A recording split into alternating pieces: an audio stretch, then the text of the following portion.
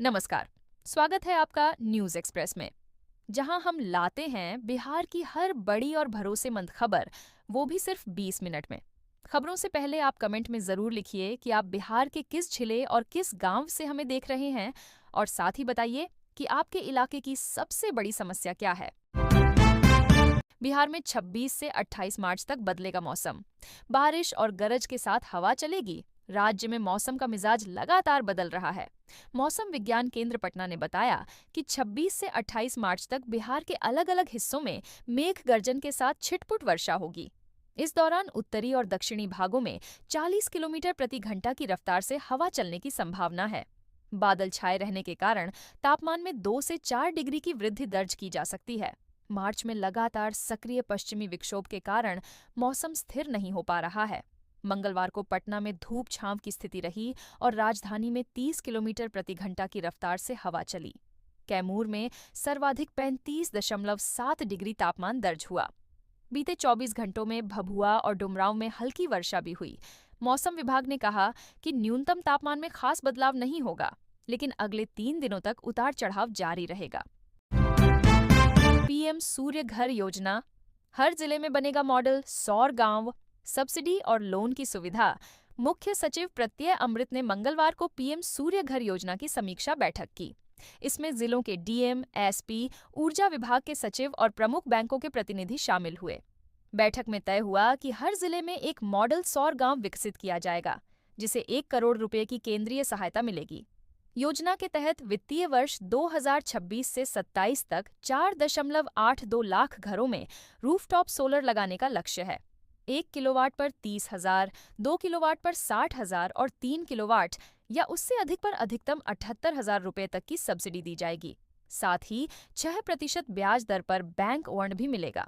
मुख्य सचिव ने निर्देश दिया कि छोटे प्लांट के लिए गैर जरूरी दस्तावेज न मांगे जाएं और जिला स्तर पर विशेष शिविर लगाए जाएं। मार्च 2027 तक योजना पूरी करने का लक्ष्य है। इसके तहत 58 लाख कुटीर ज्योति उपभोक्ताओं को जोड़ने का लक्ष्य रखा गया है। जिलाधिकारियों को जल्द योग्य गांवों का चयन करने और नोडल अधिकारियों की नियुक्ति सुनिश्चित करने को कहा गया है। पिता नीतीश कुमार के नक्शेकदम पर निशांत जेडीयू की मीटिंग में बताया, फ्यूचर प्लान जदयू नेता और मुख्यमंत्री नीतीश कुमार के बेटे निशांत कुमार ने बुधवार को सारण प्रमंडल के जिलाध्यक्षों और प्रखंड अध्यक्षों के साथ बैठक की। इस दौरान उन्होंने संगठन को मजबूत बनाने और कार्यकर्ताओं को साथ लेकर चलने की बात कही। निशांत ने कहा कि वे अपने पिता के मार्गदर्शन में काम करेंगे और जिस तरह नीतीश कुमार ने पार्टी को मजबूत किया, उसी परंपरा को आगे बढ़ाएंगे। उन्होंने कहा कि संगठन की ताकत कार्यकर्ताओं से बनती है, इसलिए सभी प्रखंड अध्यक्ष जनता से संवाद बढ़ाएं और पार्टी की नीतियों को जन जन तक पहुंचाएं। उन्होंने भरोसा जताया कि जिस तरह कार्यकर्ताओं ने उनके पिता पर विश्वास बनाए रखा है, वही समर्थन उन्हें भी मिलेगा।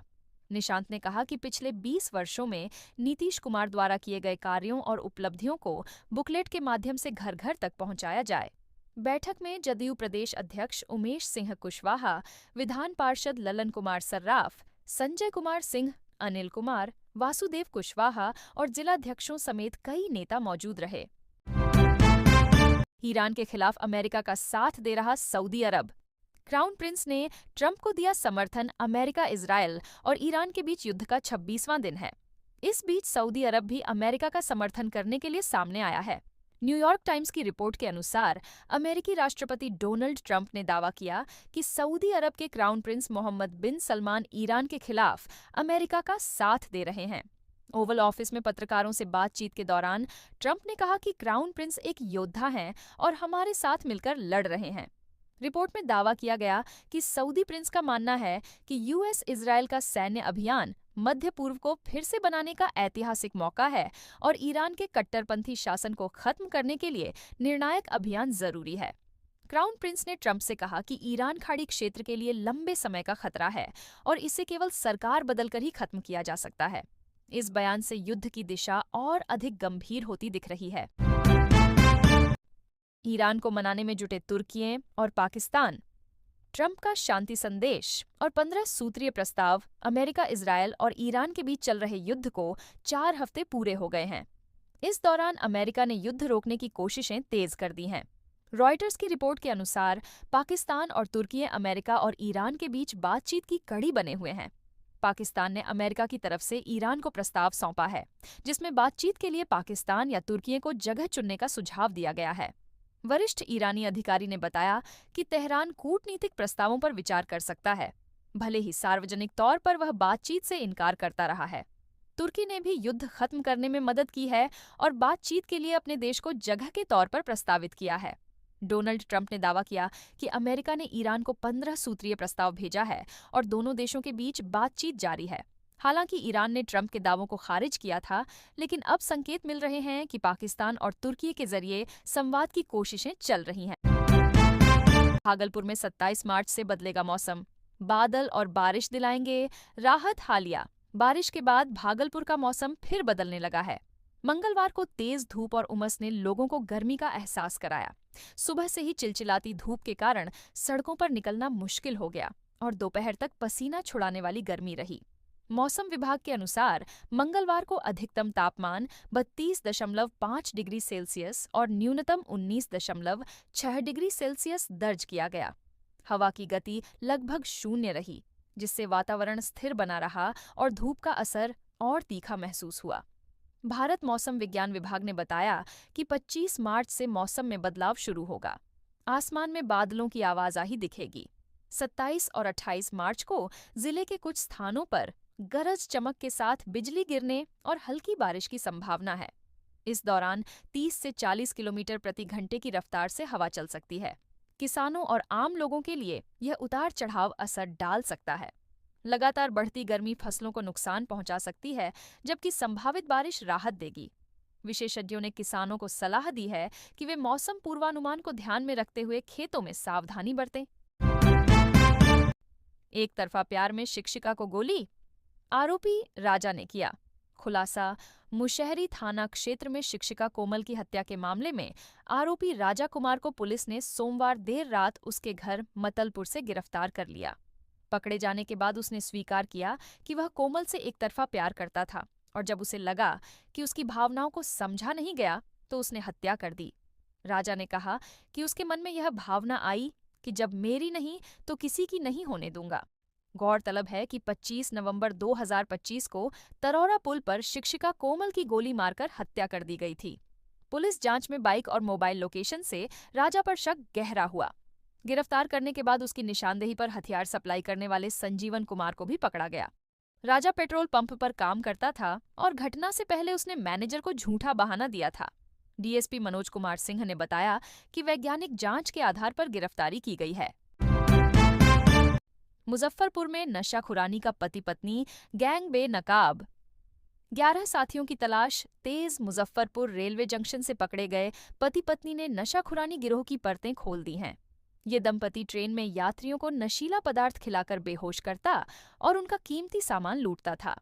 गिरफ्तारी के बाद जीआरपी और आरपीएफ की टीम अब गिरोह के बाकी 11 सदस्यों की तलाश में जुट गई है। पकड़े गए आरोपियों में पंकज कुमार और उसकी पत्नी संयोगिता कुमारी शामिल हैं। इनके घर से सोने चांदी तौलने की मशीन, पासबुक और अन्य सामान बरामद किए गए। सूगिया देवी की सोने की जितियां उड़ाकर इसे पुरानी बाजार में 14,500 रुपये में बेचा गया था। रेल एसपी बीणा कुमारी ने डीएसपी रोशन गुप्ता के नेतृत्व में टीम गठित कर छापेमारी तेज कर दी है। पुलिस ने यात्रियों से अपील की है कि वे ट्रेन में अनजान लोगों से खान-पान की वस्तु न लें। इस खुलासे ने शहर में सनसनी फैला दी है और यात्रियों को सतर्क रहने की सलाह दी जा रही है। बक्सर में विकास की नई लकीर, सीएम नीतीश ने 592 करोड़ की दी सौगात। मुख्यमंत्री नीतीश कुमार ने बुधवार को समृद्धि यात्रा के क्रम में आईटीआई मैदान में 592 करोड़ रुपए की लागत से 64 विकास योजनाओं का उद्घाटन और शिलान्यास किया। इनमें 486 करोड़ की लागत से 23 योजनाओं का शिलान्यास और 106 करोड़ की लागत से 41 योजनाओं का उद्घाटन शामिल है। कार्यक्रम में मुख्यमंत्री ने विभिन्न विभागों के स्टॉलों का अवलोकन किया और जीविका समूहों को सामुदायिक निवेश निधि के तहत 33 करोड़ रुपए तथा बैंकों से आरण के रूप में 100 करोड़ रुपए का सांकेतिक चेक प्रदान किया। उन्होंने जीविका दीदियों की भूमिका की सराहना करते हुए कहा कि बिहार के विकास में उनकी अहम भागीदारी है। घोषित योजनाओं में उध्व सिंचाई योजना, मलई बराज निर्माण, बक्सर कोइलवर गंगा तटबंध का सुदृढ़ीकरण, भोजपुर सिमरी पथ का चौड़ीकरण, बक्सर गोलंबर से बस स्टैंड तक 4 लेन सड़क, बड़ी मस्जिद से सेंट्रल जेल तक पथ चौड़ीकरण और नगर परिषद क्षेत्र में अटल कला भवन का निर्माण शामिल है। 18 लाख महिलाओं को कब मिलेगा 10-10 हजार? सम्राट चौधरी ने बताया। समय बक्सर में आयोजित समृद्ध यात्रा के दौरान मुख्यमंत्री नीतीश कुमार ने बताया कि जिले की 1.92 लाख महिलाओं को स्वरोजगार के लिए 10,000 रुपये की सहायता राशि दी जा रही है। उप मुख्यमंत्री सम्राट चौधरी ने कहा कि जो महिलाएं छूट गई हैं, उन्हें भी 1 महीने के भीतर यह राशि दी जाएगी। उन्होंने कहा कि सफल उद्यम चलाने वाली महिलाओं को यह सहायता बढ़ाकर 2 लाख रुपए तक की जाएगी। बिहार में 1.60 लाख करोड़ का बाजार अब महिलाओं के हाथ में है। मुख्यमंत्री ने जीविका दीदियों के स्टॉलों का निरीक्षण किया और जैविक सैनिटरी पैड व हस्तशिल्प उत्पादों की सराहना की। उन्होंने कहा कि यह पहल महिलाओं को आत्मनिर्भर बनाने और स्वच्छता के प्रति जागरूक करने में अहम भूमिका निभा रही है। मुख्यमंत्री ने उत्पादन बढ़ाने का सुझाव दिया और आश्वासन दिया कि सरकार हर संभव सहयोग करेगी। बीपीएम शोभना ने बताया कि जीविका के 3 प्रमुख स्टॉल लगाए गए थे, जिनमें बायोडिग्रेडेबल सैनिटरी पैड वाला सबसे आकर्षक रहा। नेहा बनकर किया प्यार का नाटक। आरा में अधिवक्ता से 19 लाख की ठगी। भोजपुर जिले के आरा साइबर थाना पुलिस ने ब्लैकमेलिंग के जरिए 19.35 लाख रुपए की ठगी का पर्दाफाश किया। पुलिस ने मुख्य आरोपी मोहम्मद आदिल राशिद को गिरफ्तार किया है। उसके पास से 4 मोबाइल फोन बरामद किए गए। शिकायत के अनुसार अधिवक्ता प्रमोद कुमार राय को आरोपी ने व्हाट्सएप पर नेहा बनकर प्रेम जाल में फंसाया। निजी फोटो और वीडियो हासिल कर उन्हें ब्लैकमेल किया गया और अलग अलग बहाने से कुल 19.35 लाख रुपए वसूले गए। पुलिस ने तकनीकी जांच और मानव सूचना के आधार पर कार्रवाई की। पूछताछ में आरोपी ने स्वीकार किया कि वह नकद और यूपीआई के माध्यम से राशि वसूलता था। पुलिस अब इस गिरोह से जुड़े अन्य आरोपितों की तलाश में जुटी है। सब ठीक है न जी? नीतीश ने भाषण खत्म कर दिया। पावरफुल मैसेज आरा में आयोजित कार्यक्रम में मुख्यमंत्री नीतीश कुमार ने अपने संबोधन की शुरुआत 2005 के बाद बिहार में हुए बदलावों को गिनाते हुए की। उन्होंने कहा कि एनडीए सरकार बनने के बाद राज्य में कानून का राज स्थापित हुआ और अब लोग बिना डर के शाम को भी घर से बाहर निकल सकते हैं। उन्होंने शिक्षा और सामाजिक योजनाओं का उल्लेख करते हुए कहा कि साइकिल योजना से बेटियों को पढ़ाई से जोड़ा गया और नियोजित शिक्षकों की नियुक्ति की गई। कब्रिस्तान और मंदिरों की घेराबंदी कर समाज में सौहार्द बनाए रखने का प्रयास किया गया। स्वास्थ्य सेवाओं में सुधार का दावा करते हुए उन्होंने कहा कि अब बिहार में 12 मेडिकल कॉलेज हैं और आगे और बढ़ाने की योजना है। रोजगार और उद्योग पर बात करते हुए उन्होंने कहा कि बंद चीनी मिलों को फिर से चालू किया जाएगा और 50 लाख घरों पर सोलर प्लेट लगाने का लक्ष्य है। महिलाओं और जीविका समूहों की ताकत पर जोर देते हुए उन्होंने कहा कि बिहार पुलिस में महिलाओं की भागीदारी सबसे अधिक है। अपने भाषण के अंत में उन्होंने बार बार सब ठीक है न जी कहकर लोगों से समर्थन मांगा और मंच पर मौजूद दोनों डिप्टी सीएम की पीठ थपथपाकर भाषण समाप्त किया। यह दृश्य राजनीतिक संकेत और एकजुटता का संदेश माना गया और पूरे कार्यक्रम का सबसे चर्चित पल बन गया। लग्जरी कार बनी शराब का गोदाम। 1485 टेट्रा पैक बरामद। 2 भाई गिरफ्तार। गोपालपुर थाना क्षेत्र के सपाहा गांव के पास मंगलवार देर शाम पुलिस ने वाहन जांच अभियान चलाया। इसी दौरान एक लग्जरी कार से भारी मात्रा में शराब बरामद की गई। तलाशी में कार के अंदर छिपाकर रखे गए 1485 टेट्रा पैक मिले, जो करीब 297 लीटर शराब थी। पुलिस ने मौके से 2 युवकों को गिरफ्तार किया, जो सगे भाई हैं। उनकी पहचान अंकुल कुमार शाह और भीम गुप्ता के रूप में हुई। थानाध्यक्ष आशुतोष कुमार ने बताया कि गुप्त सूचना मिली थी कि उत्तर प्रदेश से शराब की खेप लाई जा रही है। जांच के दौरान संदिग्ध कार को रोककर तलाशी ली गई तो शराब चालाकी से छिपाकर रखी गई थी। पुलिस ने दोनों आरोपितों के खिलाफ प्राथमिकी दर्ज कर उन्हें न्यायालय में प्रस्तुत कर दिया। अब यह जांच की जा रही है कि इस नेटवर्क में और कौन कौन शामिल हैं। इस कार्रवाई से इलाके में हड़कंप मच गया है। रेलवे की चेतावनी। ट्रेन पर पत्थर फेंकना मजाक नहीं। गंभीर अपराध। पूर्व रेलवे ने हाल के दिनों में चलती ट्रेनों पर पत्थर फेंकने की घटनाओं को गंभीर समस्या बताते हुए जनता से अपील की है। आंकड़ों के अनुसार साल 2026 में अब तक 21 घटनाएं दर्ज हुई हैं। इनमें से 14 लोगों को गिरफ्तार किया गया है। हावड़ा और आसनसोल रेल मंडल में 6, मालदा में 5 और सियालदह में 4 घटनाएं हुई हैं। अकेले पश्चिम बंगाल में 12 वारदातें सामने आई हैं। रेलवे अधिनियम 1989 के तहत ट्रेन पर पत्थर फेंकना गंभीर अपराध है। यदि किसी यात्री को चोट लगती है तो आरोपी को 10 साल से लेकर उम्र कैद तक की सजा हो सकती है। रेलवे ने पटरियों के पास सीसीटीवी कैमरे लगाकर निगरानी बढ़ा दी है और दोषियों पर सख्त कार्रवाई की जा रही है। पूर्व रेलवे के मुख्य जनसंपर्क अधिकारी शिवराम मांझी ने कहा कि अक्सर बच्चे खेल खेल में पत्थर फेंकते हैं, लेकिन अभिभावकों की जिम्मेदारी है कि वे बच्चों को समझाएं। जिस खिड़की को निशाना बनाया जाता है उसके पीछे कोई अपना भी हो सकता है। रेलवे ने यात्रियों से अपील की है कि वे ट्रेनों को सुरक्षित और सुंदर बनाए रखें। पहले आओ पहले पाओ, बीपीएल परिवारों को मिलेगा मुफ्त सोलर सिस्टम। केंद्र सरकार की प्रधानमंत्री सूर्य घर मुफ्त बिजली योजना के तहत जिले के बीपीएल परिवारों को बड़ी राहत मिलने जा रही है। बिजली विभाग ने घोषणा की है कि पहले चरण में 10,000 गरीब उपभोक्ताओं के घरों पर मुफ्त सोलर सिस्टम लगाए जाएंगे। इसके लिए 31 मार्च तक ऑनलाइन आवेदन करना अनिवार्य है। जिले में कुल 1.59 लाख बीपीएल उपभोक्ता हैं, जिनमें से पहले चरण में 10,000 परिवारों का चयन किया जाएगा। योजना पहले आओ पहले पाओ के आधार पर लागू होगी। कार्यपालक अभियंता संजीव कुमार ने बताया कि चयनित उपभोक्ताओं को किसी प्रकार का खर्च नहीं करना होगा, पूरी लागत सरकार वहन करेगी। उन्होंने कहा कि यह गरीब परिवारों के लिए सुनहरा अवसर है, जिससे वे बिजली खर्च से मुक्त हो सकेंगे। सरकार पहले ही 125 यूनिट तक मुफ्त बिजली देने की व्यवस्था कर चुकी है। अब सोलर सिस्टम लगने से उपभोक्ताओं को अपनी स्वतंत्र बिजली व्यवस्था मिलेगी और बिजली कटौती जैसी समस्याओं से भी राहत मिलेगी। विभाग ने सभी पात्र उपभोक्ताओं से समय पर आवेदन करने की अपील की है।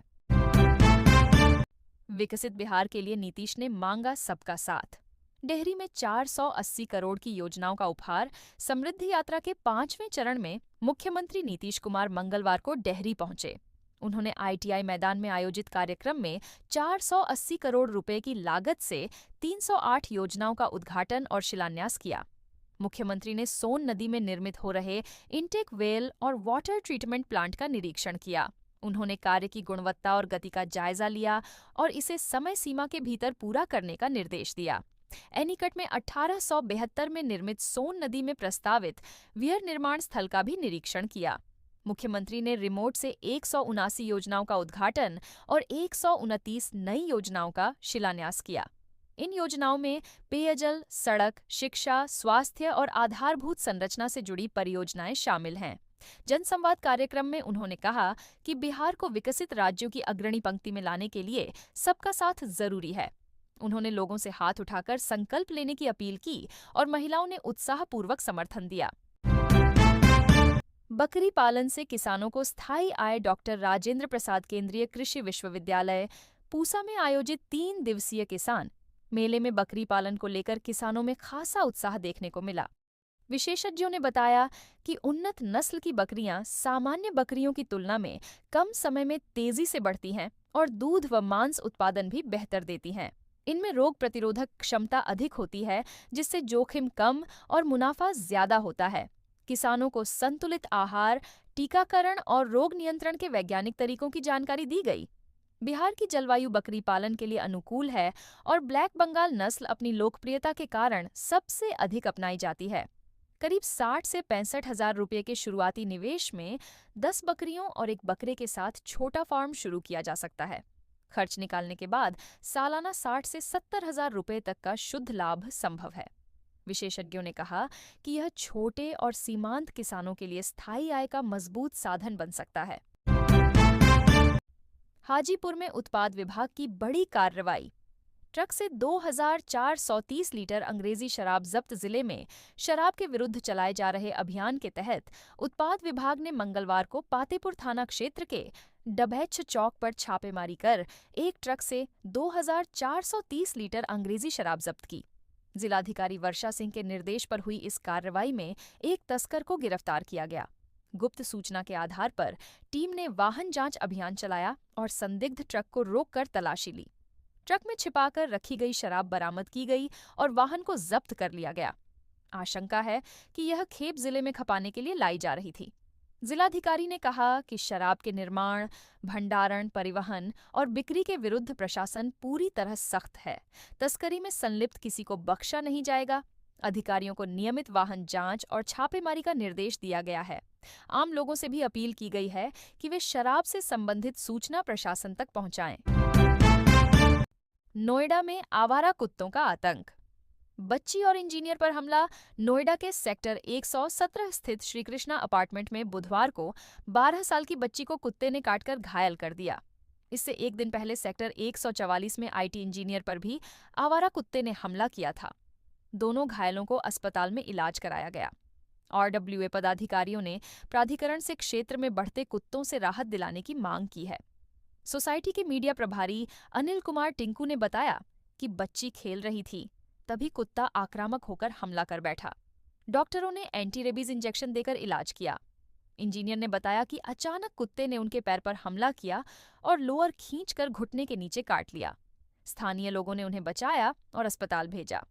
आरडब्ल्यूए महासचिव भगत सिंह तोंगड़ ने कहा कि लगातार हमलों से लोग चिंतित हैं और छोटे बच्चे बाहर खेलने से डर रहे हैं।